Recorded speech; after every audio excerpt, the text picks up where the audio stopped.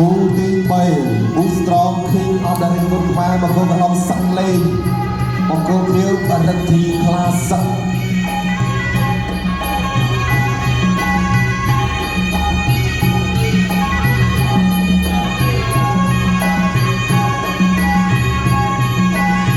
ទឹកទី1ធាក់ទៅធាក់មក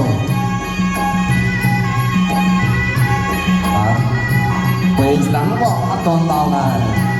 ទឹកទី1នៅរឿងប្រចាំទៅវិញមកទឹកឆ្វេងរបស់សឹកលេងធាក់ឆ្វេងមួយទៀតបាទគោលពេញផ្ទៃពោះ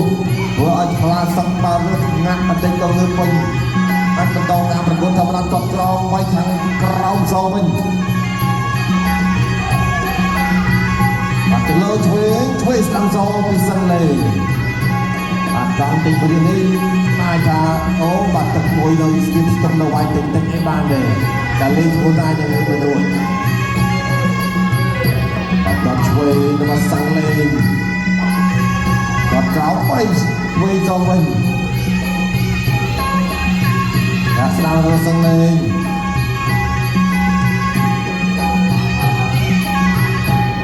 ទឹកទី1វាខាងក្រោមបាទឯក្រោមបាទពីផ្លាសឹក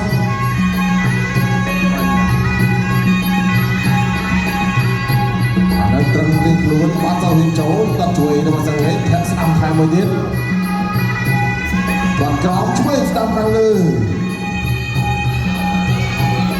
បាទស្ដាំមកតែធាក់បាទទឹកពីសឹកលេងឲ្យវាយដល់ទឹកក្រោមបាទអាណាឡើងវាយទៅអស់2នាទីហើយគាត់ទៅស្ទង់បាទគាត់ឆ្វេងលេងឈួនហើយទៅកញ្ញាណាប្រាប់តាំងម្ដងបាទគឺចាប់ដល់ហើយគាត់ស្ដាំមករបស់ក្លាសឹកបាត់ទៅស្ដាំសងវិញរស់សឹកលេងស្ដាំសងឆ្វេងសងវិញមួយបាទទៅស្ដាំរបស់ក្លាសឹកខំទាត់ស្ដាំឆ្វេងស្ដាំសងចូលមកមួយពីសឹកលេង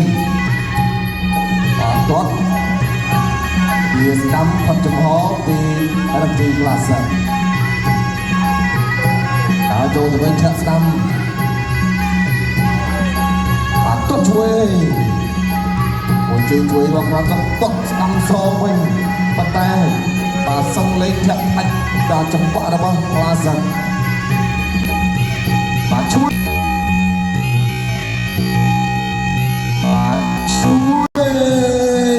បាទកំដប់អីរបស់សឹកលេង